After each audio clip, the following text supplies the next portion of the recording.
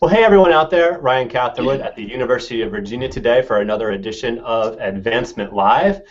It is 1 p.m. on Tuesday afternoon, and we do host episodes of Advancement Live twice a month on Tuesdays at 1. My colleague Andrew Gosen and I try to put a great show about Advancement Live, which is part of the HigherEdLive network of channels, a series of professional development web shows and podcasts, which are free and accessible to you in the archives on higheredlive.com.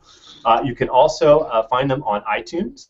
Be part of the broadcast by tuning in live and sharing your questions on the back channel. I do check Twitter during the broadcast for your tweets. So do be sure to ask some questions to our excellent guest today, Ms. AJ Davidson, who I'll introduce to you in just a second. You can receive weekly updates with live show dates and times by subscribing to the HigherEdLive newsletter. And now, to introduce our fantastic sponsors, iModules. iModules software is the leading constituent engagement management provider for educational institutions. iModules delivers an integrated online platform that transforms how institutions strengthen constituent relationships and achieve fundraising success. And HigherEdLive is produced by our good friends at M. Stoner, a marketing and communications firm that works with educational institutions on branding, strategy, web design, and more. All right, I am back, and it brings me lots of joy and pleasure on this fine day to introduce to you my colleague AJ Davidson. As Development Community Senior Recruiter, AJ supports the recruitment and career advancement of individuals throughout the advancement community here at the University of Virginia. She serves as a resource for those interested in pursuing career opportunities at the university, as well as to hiring managers with recruitment needs. AJ came to UVA from Northwestern Mutual, where she served as Director of Recruitment for the Blue Ridge Financial Group. Her previous experience includes positions as career advisor and subsequently Assistant Director of Career Services at Washington and Lee University, where we both worked prior to the University of Virginia, but did not overlap our tenures there. AJ, thanks so much for joining me today. It is a great pleasure to have you. Of course. Thank you, Ryan. To get us started, we had discussed in our pre-show talk about sort of a broad strokes perspective on some of the industry trends that you see in terms of talent recruitment for advancement positions. What kinds of things are you seeing from that sort of high-level view? Well, I think what we're seeing is that it's a tough market, at least from my perspective as a recruiter, and I think for job seekers, maybe that's a good thing. There seems to be more opportunity than there are really strong fundraisers. And so by strong fundraiser, what I mean is, sure, we're looking for certain skills and for past performance, but it's also really important to have an alignment with mission and values. Here at UVA, we want people who can do the job, but we also want people who really want the job that they're pursuing. And so it's a tough market, and because of that tough market, I think the trend that you're seeing is more recruitment, in that hiring managers and universities in general are taking a more proactive approach to finding talented candidates and filling positions. So we're calling people, our people are getting called, and again, you're seeing more recruitment. But with that, I do want to mention that we still take overall a pretty traditional approach to filling the positions. We post everything online, we go through advertising, we do require that people still apply for positions, and then we use those online pools to review and ultimately make interview and hiring decisions. So it's kind of a combination of that more traditional approach with some of the proactive piece added to that. That's great. And, I think that, as you alluded to, fundraisers are in high demand. How do you work with these folks? What kind of an environment here makes this such a great place to work and to keep folks? Well, I think that this is a great place for a lot of reasons. Charlottesville's beautiful, UVA is a great school, but in terms of actually keeping folks here, that's the million-dollar question, right? If I had the answer to that, that'd be great. I want to preface what I will say by mentioning that UVA has a highly decentralized advancement community. So we have just over 25 development teams spread across grounds, and that means we have a lot of different structures and different approaches to doing things. Generally speaking, I think retaining strong performers is or should be a collaborative effort among HR managers and also the employees themselves. Studies have shown that a lot of employees leave their positions because of relationships or lack thereof with their managers. So some things that our HR team does, and our HR team supports specifically university advancement and our health system development office. We provide training and guidance for new managers, and we really partner with managers to onboard new hires and make a strong first impression, because retention starts that early. And then some of the other things that we do over the longer term, we have a rewards and recognition program within our department, so that twice a year managers can nominate employees who've had a strong performance in a variety of areas to receive up to $3,000 or 5 days of leave as a reward for performance. We have defined career ladders here. So we created these a couple of years ago, and we're actually in the process of refining them right now. But essentially, an advancement professional can move from assistant director to associate director, potentially senior associate director, and we try to make those ladders and those opportunities for growth as transparent as we can. Here at UVA, we have an advancement community learning team that is a resource for the university-wide advancement community, and so we have a lot of in-house opportunity that maybe other environments don't offer. We have a formal mentorship program. We have a wide variety of training, learning opportunities, and we've had in-house conferences. It's a great resource. And then largely, the university offers great benefits, and I do realize that that's characteristic of higher ed across the board, but I do think that in terms of an industry, that is one thing that attracts candidates and ultimately keeps them within higher ed. Yeah, I've really myself enjoyed a lot of the advancement community learning opportunities. There was a social media conference a year ago that I participated in some of the mentor-mentee program. There's there's great trainings both when it comes to the technology side, how to use our fundraising software, as well as how to overcome objections, or how to we had a great presentation. Actually, another guest on Advancement Live, Arthur Chrysilis, talked about making the ask, and he came in and did a presentation. So I've been really appreciative of some of those events that we've had throughout my time here the last couple of years. So, in thinking a little more about the idea of keeping folks, is sort of the idea of folks jumping around.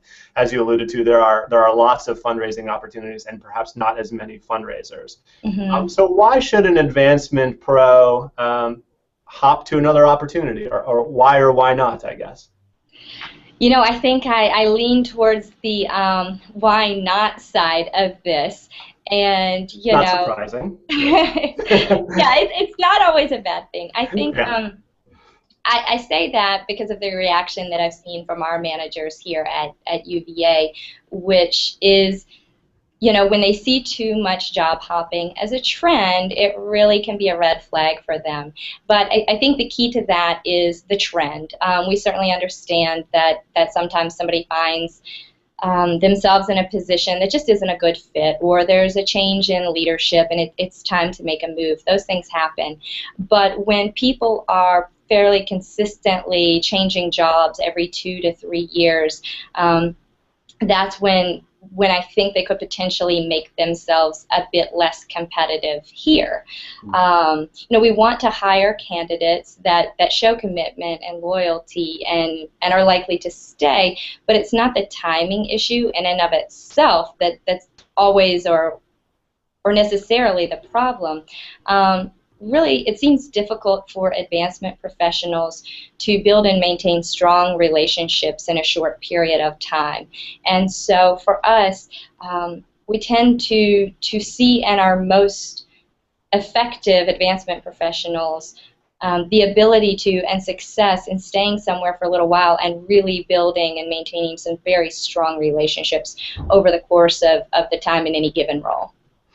And that's been some of the learning that we've really done in those advancement community learning classes. And when we hear our donors come and talk to us about, some of the impact that development officers have, it really has alluded to the idea of those great relationships fundraisers are creating with their development officers over time. As sort of a follow-up question to that idea of job hopping, how do you look at someone who has moved every couple of years, but has gotten a promotion, let's say, right? So every move was either more opportunity, I guess, from within your tracks, I guess you should say. Right. Yeah, sure. And so my last statement, I think, was pretty general, and we absolutely do look at each individual candidate as an individual. And so just because a resume might have a similar pattern or look similar doesn't mean we're going to come to the same conclusion about each person. And so sure, I think just be prepared to talk about movement if it's fairly frequent.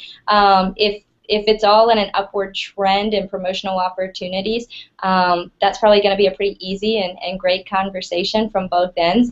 But I think whatever your reason is for having moved around a bit, if that's the situation that you're in, just be prepared to talk about it. A lot of our managers just want to hear why you made the moves, what happened, and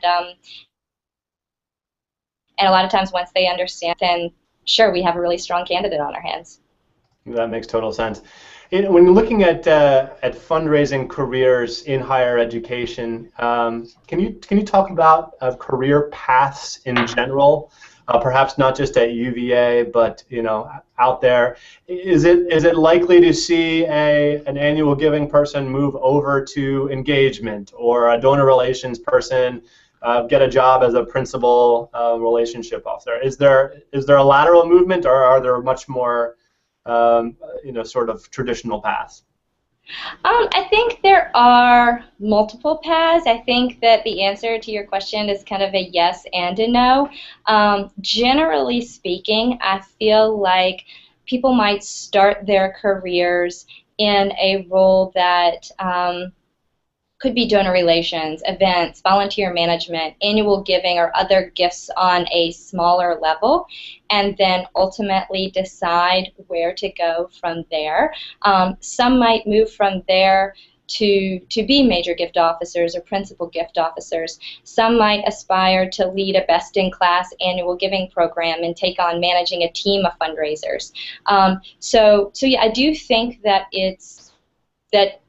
it would be atypical to start a career at the major gift or principal gift level. I think people start in these places that I just mentioned, and we do see some overlap.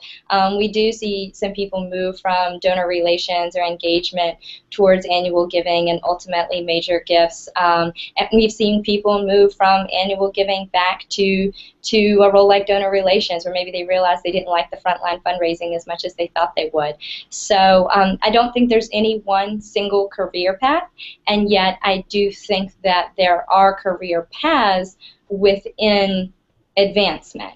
And again, here at UVA, this is where the career ladders come in handy, because we try to make the growth as transparent as we can, and in that people know that they're moving forward as they go from assistant director to associate director to senior associate, and then director would typically mean a move into management. But people take all different routes, and there certainly is overlap from one area to the other. It's sort of a follow-up question. I think we were at a seminar, an annual giving seminar. We had a great speaker who talked about how it is okay to have a career in annual giving, right? I think that there's often throughout advancement the idea that that is where you would start. Is that something that you kind of hear as far as the chatter out there, and what would make an annual giving career really a rewarding one? I was at that same seminar, and I remember that well also, because it was refreshing to hear her say that. I completely agree with her, and yet I hear a lot of people internally who want to come have a career conversation and think that they need to start thinking about major gifts in order to kind of move ahead financially and otherwise.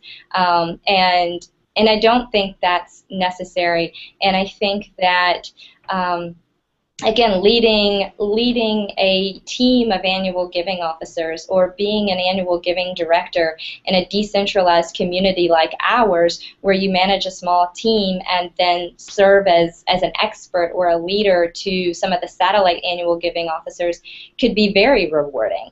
It comes with challenges. It comes with a little less travel than some of the major gift opportunities that we have.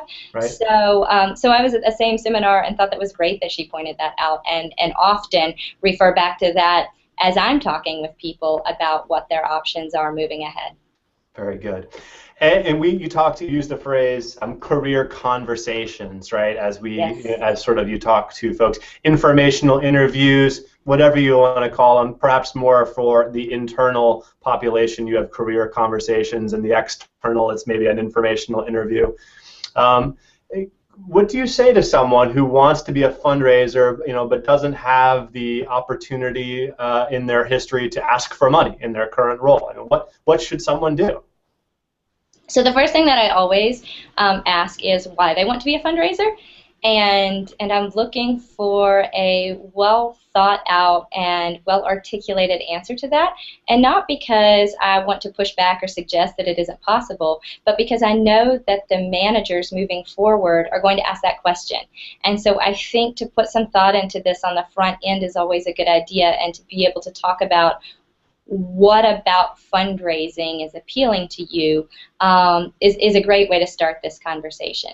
I also encourage people to talk with their current manager or look at their current role and think about, is there any way to get this experience where you are now? Because if that's possible, it can only help and make you more competitive for whatever the role is that you want.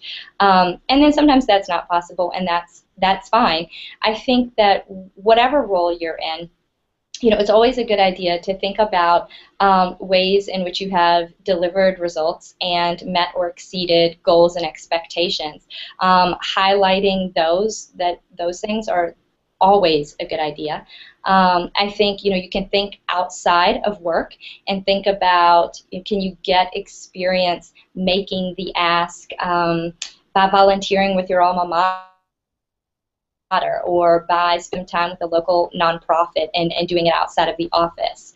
And then I think I always talk with those people about being strategic in making the transition to the frontline fundraising role. Maybe not moving straight to road warrior, major gift officer type role, but rather looking for maybe an annual giving, reunion giving, or engagement role that is kind of a hybrid of events, direct mail, communication, and some frontline fundraising, so that you can start to get that exposure but not necessarily dive in head first. Yeah. Do you think that that students, young alumni, are aware of this career opportunity? No, not largely. I just thought of that question, and I thought that was a sort of connected to your volunteering as a student, right? Mm-hmm.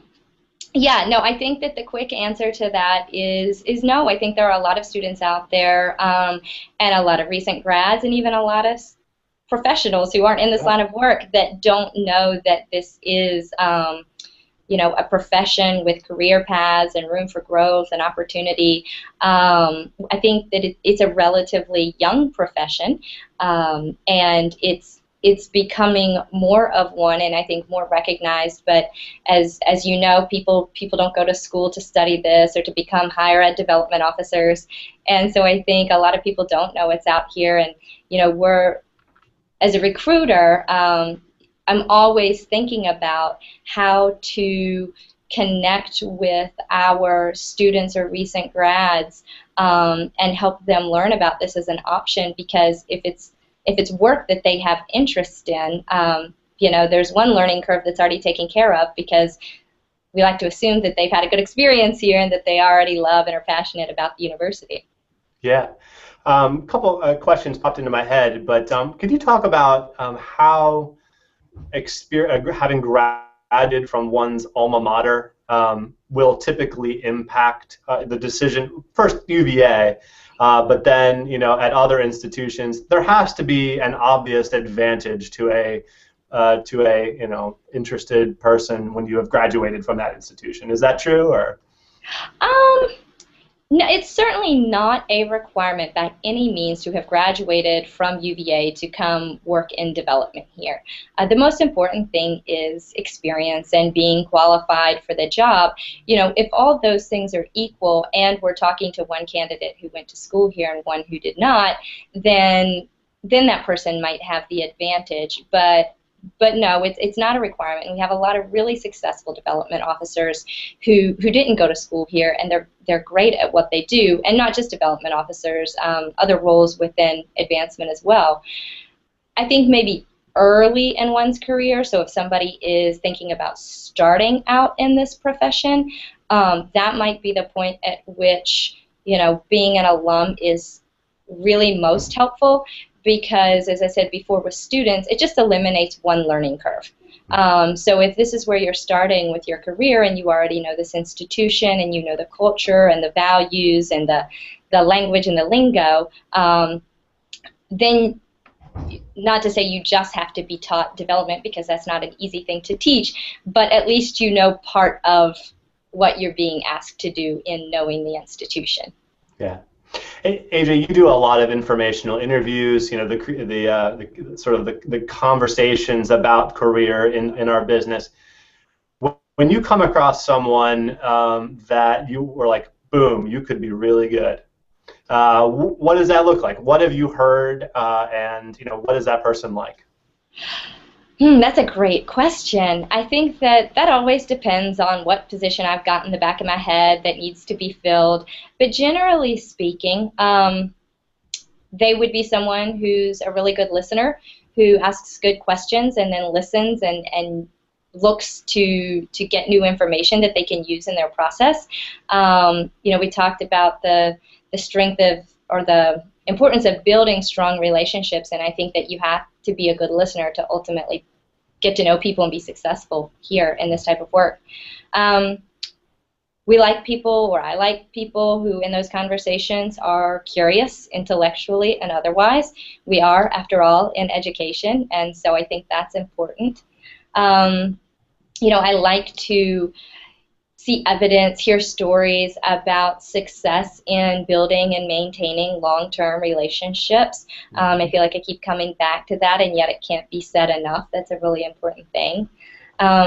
We are always looking for people with, integrity and high ethical standards. That's something that's really important, and that comes across in those conversations in terms of how people have handled past situations, or how they might talk about a current or past employer that maybe they haven't had the best experience with. So those are all important. Here at UVA, we had a talent management advisory committee come together a few years ago and have a conversation about what makes someone successful in our development community. And they came up with 3 things, and so those are 3 things that I'm always looking for and happy to see. The first is someone who's an effective and collaborative colleague, so someone who could thrive in a team-oriented and complex environment. Another one is someone who delivers results. That's, this industry is looking more and more at metrics and performance, especially when it comes to fundraisers. And so I think that's becoming increasingly important. We need performers. We need people who deliver results. And back to the question about frontline fundraising, maybe it's as a fundraiser, maybe it's in other areas, but we really need people who deliver results in whatever it is that they're doing. And then the last thing that we came up with here was that we want people who are resourceful. So those are a few of the things. That's fantastic stuff, AJ. We actually had a question come in on Twitter from Jennifer Jude. Do you have any advice for someone looking to get into planned giving? If perhaps there's not a program in place, or some perhaps some background pieces for the folks who might be looking for? That's a great question. We are, we are hiring planned giving officers right now, and so it's something I've been giving a lot of thought to, and so one of the things that we've been looking for are people who have experience with, estate planning or anything around that area, if not fundraising itself. In terms of fundraising, if not specifically planned gifts, then we're looking for people who have some exposure to major gifts. And we're looking for people, back to the idea of performance, people who want to get out and get on the road and travel and are comfortable talking with high net worth individuals and closing some big gifts. So I think I don't know that that's a place that you might break into fundraising if you don't have that frontline experience already, but I think certainly a place that with some frontline experience or with some experience tied to financial planning, estate planning, those things outside of fundraising, those are areas that transition nicely to planned gifts. Great, thanks AJ, and thank you Jennifer for the question. At a decentralized institution like ours, AJ, there are lots of schools and units, and all of them have development, fundraising, engagement, advancement opportunities. When or why might you want to work for a school or a unit versus central university advancement, and is there a strategy there to have both experiences? I think that is always a personal preference. The fact that we are so decentralized is often seen as, or often is, one of the greatest challenges that we face, and yet I think it has its advantages too, because we do, as you mentioned, have a lot of different teams, a lot of subcultures within the larger university culture, a lot of different jobs and roles, and I think that it's, I can't think of a time when I ever had a conversation with anyone that was about central versus a unit. Yeah. I think it's always, it comes down to each individual finding the right role at any given point in time. And so sure, I've talked to people who are coming to us maybe from another institution and they've been in central, and so they want to experience a unit to just have that experience, and that makes sense, and so I'm happy to help them do that, and I've heard it go the other way too, but I don't know that it's ever a right or a wrong move. I think it's just always up to each individual and kind of what they're looking for at that point in a career. And jumping to another thought I had a few questions back before we get into some of the other elements of advancement in the other teams. One of the things that I think about is how little ability I have to travel these days. I know events are a big part of my job, and there is some travel. But development officers are on the road, a ton. As you mentioned, the road warriors. How do you sort of read people's willingness to sort of take that on? Do you ever sense red flags as it relates to like having a big family at home? And how do we keep road warriors happy? Great questions. So the easy one is, I never would make assumptions about what it means for somebody to have a big family at home. I know you were just using that for example's sake, but I think some people like to travel and some people don't. And usually I just ask them, and I find that they'll tell me. A lot of times when I'm first connecting with potential candidates, we aren't talking about a specific position. We're having more of that informational interview that we talked about before. And so my goal is to try to get to know these individuals and what their past experience has been and what they're looking for in their next step, what their goals are, etc. And so a part of that conversation typically is, how do you feel about travel? And I usually get a fairly candid response. Some people love it. Some people want to avoid it. Some people are okay with a little bit if it's not too much. And then it's about finding the right fit, because we're fortunate here at UVA to have positions that offer travel and to have positions that don't. We have a couple of teams within our health system development office that have more of a regional focus in terms of their prospects. And so, sure, they get out on the road and they take day trips and they're in a car, but with a couple of those teams, they're not getting on a plane as often as some others might. So then how do we keep them happy? Well, I think we find the right people for the right roles. So I think that when we know that it's going to be a position that requires extensive travel, we make that known from the very beginning. It's in the job postings. We have conversations about it early on. We continue those conversations through the interview process, and we make sure that if that's what the job entails, we have somebody coming into that role who wants that, is excited about that, and is a good fit in that way. And then I think you see flexibility. If somebody's been on the road for a week, or we know that a flight got in really late one night, because as we all know, things get delayed and travel is not always smooth. There's flexibility. That person probably isn't expected to be at his or her desk at 8 a.m. and ready to start fresh again after that kind of trip. Yeah, very good. Thinking advancement, of course, is more than just fundraising, as I have a non-fundraising or direct fundraising specific position. Everything is ultimately about engagement and fundraising, and there's, giving is just another way to engage. But with that in mind, we've got some other teams here in University Advancement, like prospect research, integrated communications, my team here, alumni engagement.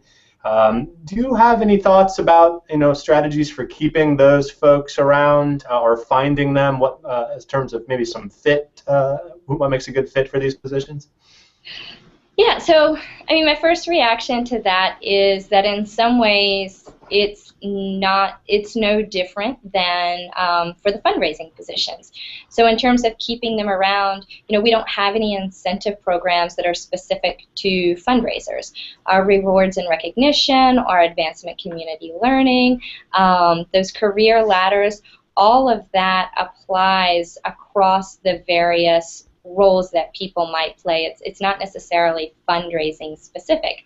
And in terms of finding those candidates, the process is very similar in that, we write a job description, we figure out what does the ideal candidate look like, and then we try to find that person. And so for the different types of roles, we're advertising in a lot of the same places. We're using LinkedIn to go out and find people just based on keyword searches.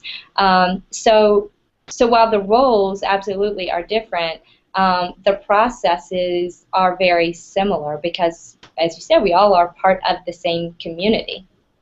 Yeah, and I think that you had alluded to using LinkedIn as an element to sort of be looking at the resumes of folks, what they've been doing in their past, but it's really a great platform to sort of understand who's working where and what their strengths are.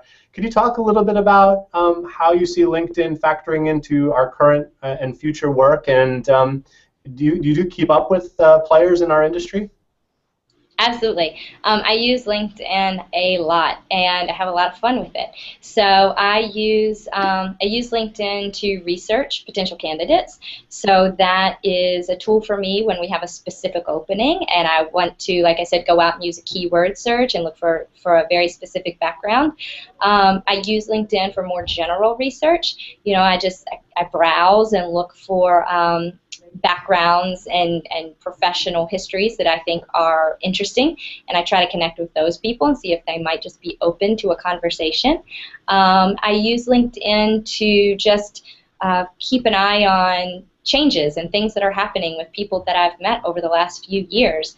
So I'm looking for promotions there, job changes. I get a lot of information from LinkedIn, and I think it's a great way to do research and to kind of stay in touch with people. You know, it's not too personal, but there are a lot of people using it, and I think it's a great tool. Agree. I love LinkedIn and find it increasingly a part of my work.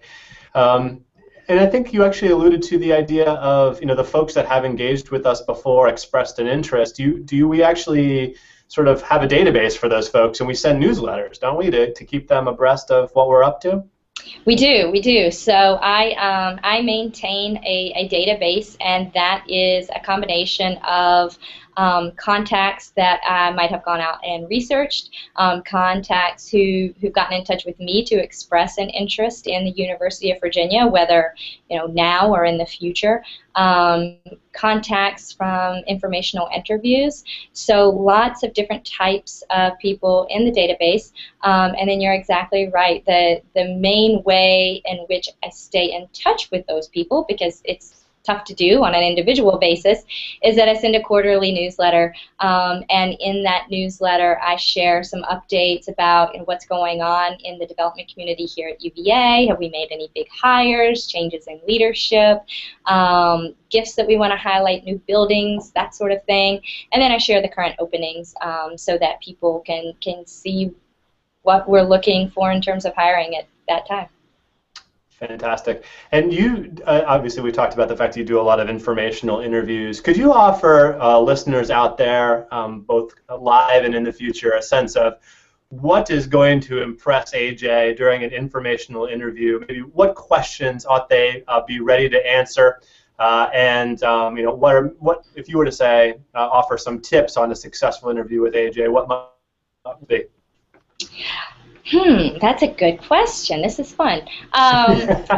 Working off the cuff, I'm thinking of them as we go here.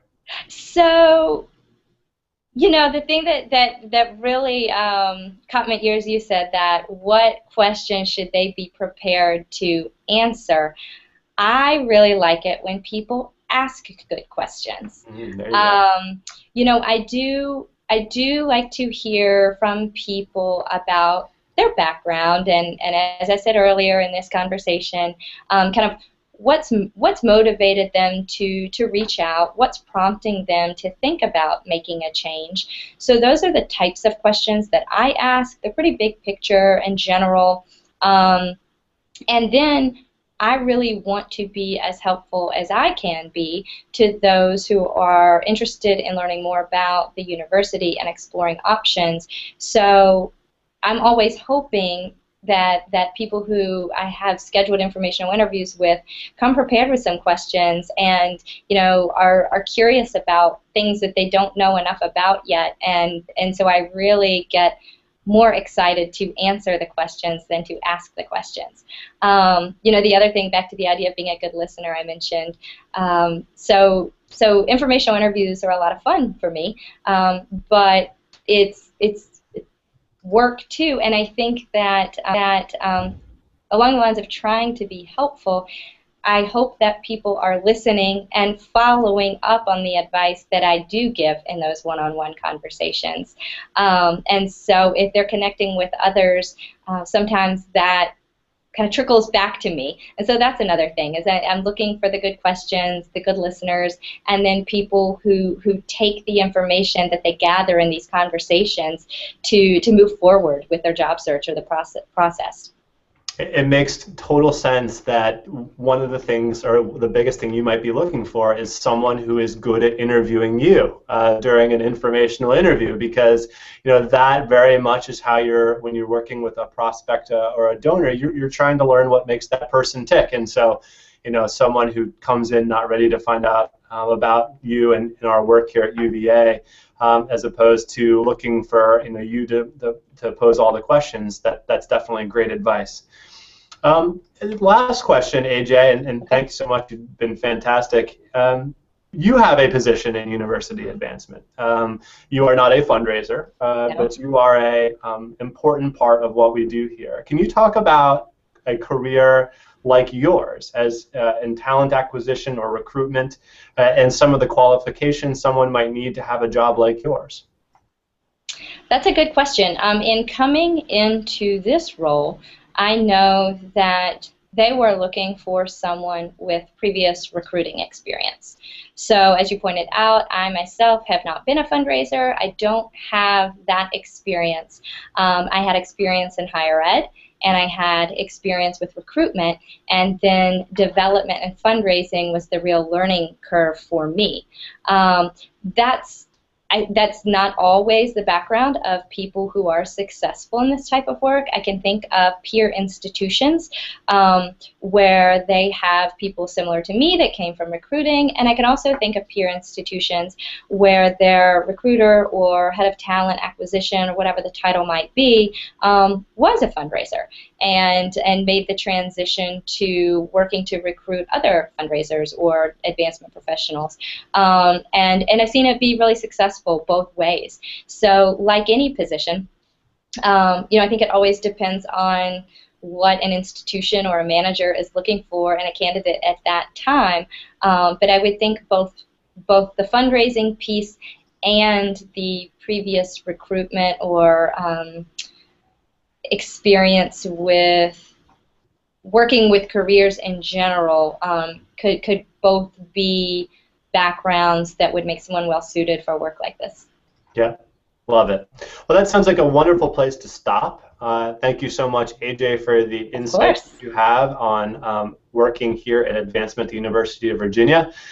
Thank you so much for those of you who tuned in live, and if you're watching the broadcast after, please be sure to share it out using the hashtag HigherEdLive, so lots of folks will check it out. My colleague Andrew Gosen will be back in a couple of weeks for another edition of Advancement Live. And until then, thank you very much. Have a great week. Bye-bye.